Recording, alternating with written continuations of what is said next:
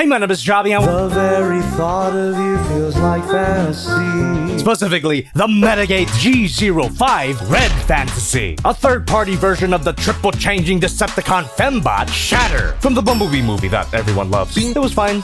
And so was Shatter. Never thought I'd feel this way about something with a car accident for a face. But I'll always feel that way about Surfshark VPN, the sponsor of this video. Browsing the web with a virtual private network allows you to surf while knowing all your important information is private, secure, and protected. Like your emails, your passwords, your fembot folder. But Surfshark does way more than protect your privacy. You can virtually travel the world by changing your IP address. You got a choice of over 3,200 servers in over 100 countries. Use that to get better deals online. Some stores change their prices based on where you're shopping from. Or you could use Surfshark to watch region-locked content on Netflix. You know that one movie, Bumblebee? Never heard of it. It's not available on American Netflix. But switch your country to any of these, including Muay Thai, and now you won't have to subscribe to a whole nother streaming service. Surfshark VPN also includes Surfshark Alert, letting you know when your sensitive information's been compromised in any way. It's available to download on iOS, Android, Mac, Windows, Linux, just about everything. So check the link in the description and use my code JOBBY for 3 months free. And if you're not satisfied with your time alone with Shatter, there's a 30-day money-back guarantee. While I was about the Bumblebee movie, I was really looking forward to this thing. A movie-accurate, unique toy-style triple changer that actually has 3 modes, Takara. Seriously, if you're gonna have a character be a triple changer, at least try to incorporate that with the toys. So, was this figure worth the wait and the purchase? From the Showzy store, links in the description. Well, my first impressions on Jobby 2 were extremely positive. Subscribe to my second channel, by the way. I cover figures there way before I review them here. Chilling aside, let's install the side view mirrors and get right into it. The car mode is pretty good. It's a fairly accurate recreation of the custom muscle car we see in the movie. Proportions are on point, details are in order, everything looks pretty free of kibble, if you're going blind. Is that you, my lord? Mamma mia, the kibble is nearly bursting at the seams. No matter how you customize a Camaro, that's what this car is, right? I'm sure you wouldn't include alien feet. At least, most of you wouldn't. That's not even mentioning the, oh my god, it's not terrible. Especially considering this thing is a triple changer. The most obvious thing here is the robot mode head, which is unfortunately uncovered. Heads under cars are not a new thing at all. Hell, just ask Bumblebee. Or my lawyer. The head would be a little more tolerable if you couldn't see it from the front. That's not great, but it really isn't the worst, right? Feel free to question my copium in the comments. You're wrong, you're wrong, you're wrong. Great use of clear plastic at least. Makes me wish it had a light up feature. Not necessary though, I'm just an Actual child. The paint here is great. A smooth, semi-glossy finish that feels pretty durable. And for a figure with 3 modes and 2 transformations, scratch-resistant paint is invaluable. And the accessories are missing. At least one of them is. See this included base? It was supposed to come with an actual arm that you plug into so you could, hook up the figure. But for some reason, my copy didn't. I love you, Showzy store, but what the goddamn fuss is? It's just a piece of plastic that you could plop the car mode onto. Also renders it completely useless in jet mode. Great. At least I have my own hot toy style stand that I bought from Amazon, which allows you to recreate some reckless driving. After all, it's the right of all sentient beings to booze and cruise.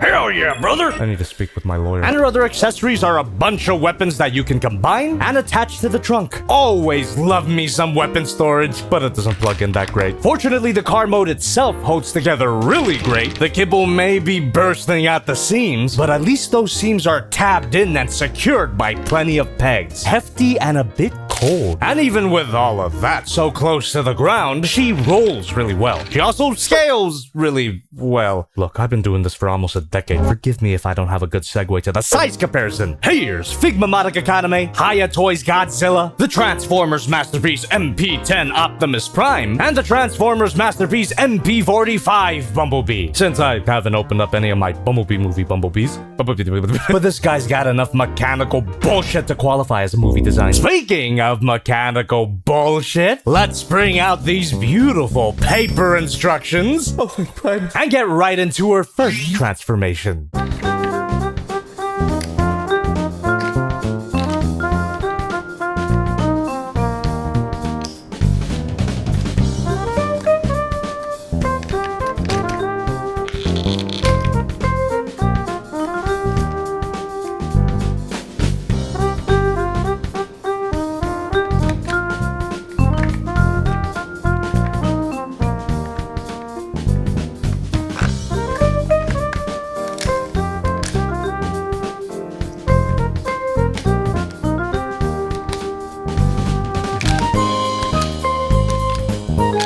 Yeah, spaghetti engineering, but at least that pasta is solid. Die-cast metal.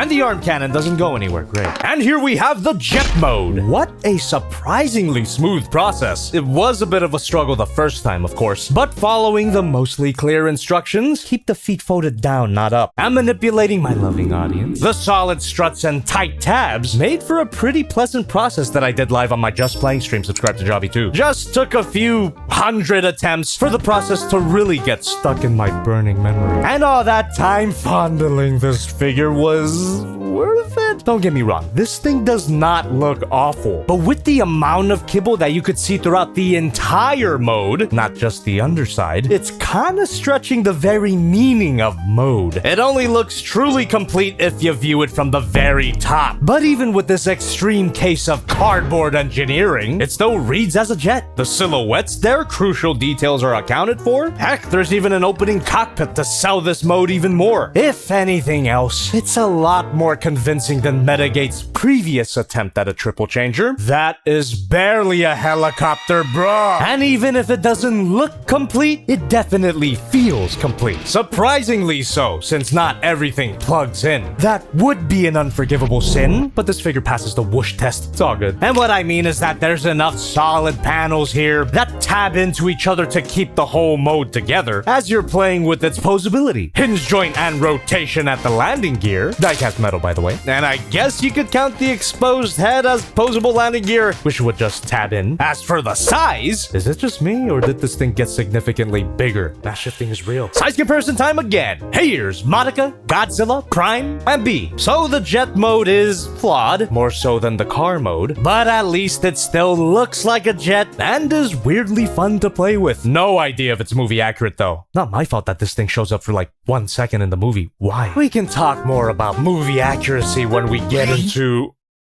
Oh, good heavens.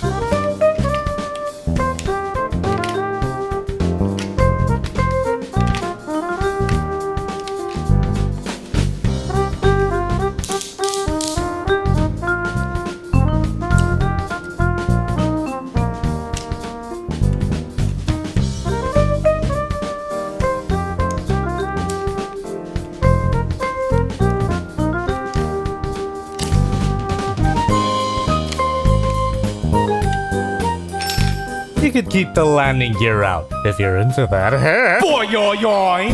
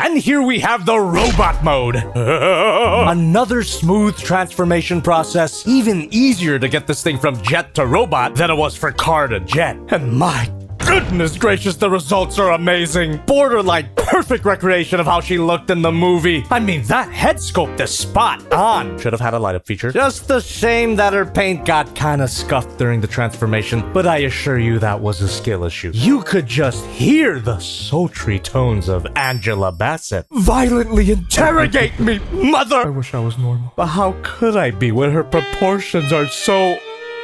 You guys remember how on MP36 Masterpiece Megatron, his calves inflated for the transformation? Well, the thing that inflates on this figure is my dick. The thighs. Her hips are incredibly honest. To my eye, MetaGate absolutely nailed her proportions. I'd like to nail her proportions. I swear to God, I made that joke before, and I'll make it again. But I have a feeling her proportions aren't entirely movie accurate. I mean, were her feet really this small in the movie? I gotta rewatch the movie with a focus on her feet. Please leave me alone. Mechanical details are great as well, if a bit simplified. I'd rather have something that's 90% movie accurate with a smooth transformation than something that's 100% movie accurate with a transformation that gives me cancer. Maybe it's a good thing the Toy World version never came out. She's even got fairly good kibble management on her back. Not movie accurate at all, these metal struts are not a thing, but ignoring that, still looks pretty clean. If only these back flaps actually plugged in. And the arm cannon plugs in to the arm. Reattach all these missiles, that looks really good. And I can't hold it back anymore. I just can't get my hands off of this thing. Oh, she feels so good. Hefty, solid, very little flop to be had here. But her head is a little too loose, and her thighs tend to deflate sometimes. I guess her hips are liars after all. But even with that, and the feet being so tiny and a little too loose for my taste, she has no problem standing up, which makes her a blast to pose. Ball joint at the head. Every ball joint can be a swivel, can look up that far and look down that far. Rotation at the antenna, a butterfly joint. Rotation at the shoulder, can rotate a full 360. Ball joint at the shoulder pad. Every ball joint arm moves out and even more out. This time it's a ratchet joint. Bicep swivel, bend at the elbow. Hinge joint at the wrist, wrist swivel. Ball joint at the thumb, hinge joint, hinge joint, hinge joint, hinge joint at the index finger, and a hinge joint at the rest of her fingers. Her wings can move in and out. Not movie accurate, but I do appreciate the piston action. You can untab the wings to get even more articulation, but I don't really need that. Waist swivel, flip the front skirts up to get even more of a swivel. I might want to tighten this up. And flipping up those front skirts makes way for that beautiful ab crunch. Ratchet joint, by the way, so it's not completely useless. No arcing back though, unfortunately. Rotation at the leg, can't move back that far. She's got a beautiful spread. Legs could bend inward to emphasize her Thigh swivel, bend at the knee, ankle moves up, but not that much down. The toes are made of die-cast metal. Toe bend, moves down that far, and a damn good ankle pivot. Could pivot even farther, but that's more for the transformation. Posability here is excellent. Meets the standards of any official Transformers masterpiece figure. And if you had a stand, which should have been included, god damn it, you could get even more dynamic and even spicy poses. And once again, we find that mass shifting is real. My word, that's a big woman. Monica Godzilla Prime. Previous review, the Bingo Toy Spider Lady, not Black Arachnia. And Bumblebee. MP21 this time, easier to transform. I put the other one in my ass. MetaGate is slowly becoming one of my favorite third-party companies. Right up there with Unique Toys, Fans Toys, Mastermind Creations. I was a little hesitant about their drift, bruh. But after their Pterosaur, and now this Hoochie Mama, they definitely have my attention. I can't wait for my wallet to get drop-kicked. Now, she is a bit pricey, but goddammit, everything is. I had some high expectations for this thing, but I can't say that this figure shattered them. I want her to shatter my cock.